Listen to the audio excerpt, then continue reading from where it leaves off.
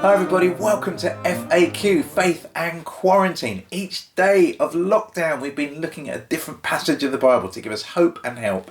And this week, because it's Mental Health Awareness Week, we've been looking at the book of Jeremiah. Jeremiah is known as the weeping prophet. He's got all sorts of things going on in his life, as we saw earlier in the week, and you can find these on YouTube or just keep scrolling down Instagram or Facebook. But we looked at the kind of internal dialogue that was going on in Jeremiah's mind. Even when God himself calls Jeremiah, he's not sure that he's worthy. He's got all these negative ideas in his head that he couldn't possibly be useful to God. And then he even has a complaint or an argument with God about why so many bad things were going on in the world. And this book has really helped us to think about how we're honest and real and raw in our relationship with God. And I'm no expert in mental health. If you've got a mental health challenge or worry, please consult a professional. But we've been trying to find help in the book of Jeremiah to keep on going under difficult circumstances. And we come now to the end of the book, and I wish I could tell you it's a happy ending. You might know that the film The Empire Strikes Back is 40 years old today. And that film was a really amazing film. I think it probably still is my favourite Star Wars. In fact, in many surveys, everyone loves The Empire Strikes Back the most. I think one of the reasons why is that they don't tie everything up at the end. There are all these ongoing problems. It ends on a cliffhanger. What will happen to Han Solo? He's been frozen in carbonite. What's going to happen to Luke Skywalker? What's going to happen to the rebels fleeing from the Empire? This is not a happy ending, and I've got to tell you, the book of Jeremiah does not end neatly. In fact, it ends with some pretty tough stuff, and we're going to look at that tough stuff and then figure out, well, how do we find a way to keep going when it looks like things are getting worse and worse? I don't know how you're feeling in lockdown. For some of us, this has been wonderful, a new way to spend time with our family, a different working pattern. But for many of us, it's been really tough. People have been struggling with their own fears about their life or death. People have been worried about loved ones that they can't see very easily. People have been worried about the security of their jobs or the economy. People have been worried about the global food implications. I'm hearing about mass deaths expected from starvation in places like Yemen because there just isn't enough food.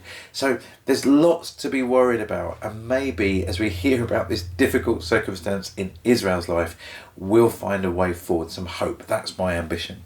So you can look at the last chapter of Jeremiah, which is Jeremiah chapter 52, and read from verse 4. So in the ninth year of Zedekiah's reign, on the 10th day of the 10th month, Nebuchadnezzar, king of Babylon, marched against Jerusalem with his whole army. They camped outside the city and built siege works all around it. The city was kept under siege until the 11th year of King Zedekiah. That's 2 years, up to 2 years of time that the people in Jerusalem were surrounded. And they had their big thick walls, and Jerusalem was well built. It had a kind of strategic location, so it was hard for people to kind of come up against because it was kind of built on a kind of little mini hill, which meant it gave the advantage to people in the kind of city walls. So, but for 2 years, they were camped against the whole army of Nebuchadnezzar, king of Babylon, the most powerful man in the world of his time. He'd be the equivalent of the leader of China or Russia or the US, a superpower leader. And the whole, I'm not sure if that's euphemistic or just exaggeration, but a massive army of Babylon were camped around Jerusalem. And it got terrible. I don't know if you've ever read accounts of what it's like in an actual famine. Or when people are dying of starvation. But it's told as nicely as it can. Verse 7. By the 9th day of the 4th month, the famine in the city had become so severe that there was no food for the people to eat. Elsewhere in the Bible it says things got so bad that people began to resort to cannibalism. And it talks about parents eating their own children. Presumably they died and they were eaten after they died, but it's about as barbaric and disgusting as you can imagine. Now, I don't know if that helps us at all. Things are bad under lockdown, but they're nowhere near as bad as it was in Jerusalem in those days. A friend of mine used to have an expression, and he was Russian, and he came up to me and he said, "Chris, you know what? Things are never so bad that they could not get any worse." Talk about a pessimistic outlook. Things are never so bad that they could not get any worse. Actually, it's hard to think of anything much worse than what happened in Jerusalem in those days. Verse 7. Then the city wall was broken through, and the whole army fled. They left to the city at night through the gate between the two walls near the king's garden, though the Babylonians were surrounding the city. So that the army and their leader and the king escape the city, leaving it in the hands of marauders. What a terrible situation. Maybe you're supposed to think of Helm's Deep in Lord of the Rings, when all the kind of orc armies are kind of outside. This is an absolutely desperate moment. Verse 7. They fled towards Arabah, but the Babylonian armies pursued King Zedekiah and overtook him in the plains of Jericho. All his soldiers were separated from him and scattered, and he was captured. He was taken to the king of Babylon at Riblah in the land of Hamath, where he pronounced sentence on him. There at Riblah, the king of Babylon slaughtered the sons of Zedekiah before his eyes. He also killed all the officials of Judah. Then he put out Zedekiah's eyes, bound him with bronze shackles, and took him to Babylon, where he put him in prison until the day of his death. What an awful ending. I mean, it makes Empire Strikes Back look like Moana or Trolls. That's a happy ending compared to this book. This is about as bad as it gets. The king of over Jerusalem, the king of Israel, is followed, captured, and taken to Nebuchadnezzar. And there in front of his eyes, he sees his own sons killed. There's no hope of a future king coming from Zedekiah's line. And then, maybe so that it was the last thing that Zedekiah saw, he has his eyes probably burnt out with a hot poker, so that he didn't just die on the spot, but he lived out his life in captivity. How can things possibly go on from here? Surely this is the end of the nation of Israel.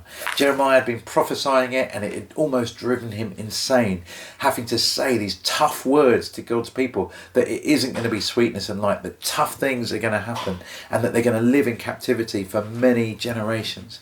But this is not the end of the story of Israel. God has not given up on his people, even though they seem to have given up on him, even though they disobey the prophetic word, even though they've given up on the covenant, even though they've followed other gods. God is still merciful to the people of Israel. And as we're going to look at next week in our next series, what is it like for believers to live in lockdown in another country far from home? That's where we're going to have to look. We're going to look at the book of Daniel, which explores how God still managed to keep hold of his people, even though their king is dead, his sons are dead, and the people are in captivity to a foreign power. God has not given up on them, even though this is as dark as it gets. Sometimes we say the light shines brightest in the darkness. And maybe in this dark moment, there's an encouragement for you, that it looks like the end is in sight, but actually this is only the beginning of what God is yet to do.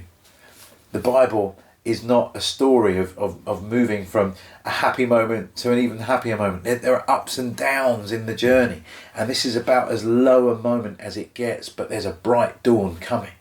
One day, a king, a true king over Israel will come and take the place of all the kings that have come before, and his name will be Jesus, and his reign will be unlike any that has gone before.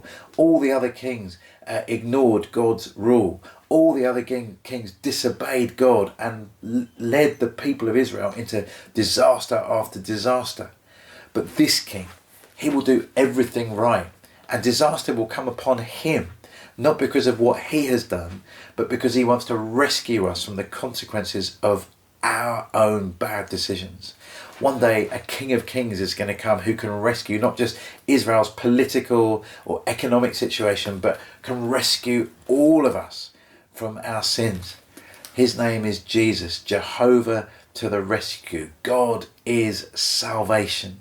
This king will rule not in the way of the old kings who ruled by power and might. This king will rule through grace and compassion. He'll reach out to the poor and the lonely and welcome them into his family. This king will come and die for the sins of the world, but then rise again and offering all of us hope that starts in this life but lives on beyond the grave. The hope of the kingdom of God coming again on earth and transporting us one day to the presence of God in the new heavens and the new earth.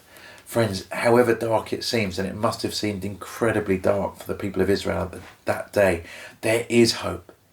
And I want you to know that. I want you to know that however you're feeling in lockdown, however dark it seems now, Jesus is the light of the world, and he brings hope and help to all of us. He eclipses all the kings that have ever come before and all the rulers around the world right now. And there are some great leaders and there are some terrible leaders, but Jesus eclipses all of them because he is the light of God's presence. He is God in human form. He understands our pain. He understands our sorrows. He understands our hopes and our aspirations. And he says, come to me, all who are weary and heavy laden, and I will give you rest. That's the kind of king that we follow, a king that can rescue us from despair and doubt and disaster here and offer us hope now that lasts forever. And that king has been leading Christians for generations, and he's been leading them to act in kindness and mercy and hope towards our neighbours and friends. So hang in there. The Bible's got some dark moments, and those dark moments just make the light of Jesus shine brighter. Hope you have a fantastic weekend. I'm going to see you again on Tuesday because we have a special holiday here in the UK on Monday. So if you're back, join me on Tuesday where we start a brand new series of FAQ, and we start with the stories of Daniel. See you then. Bye-bye.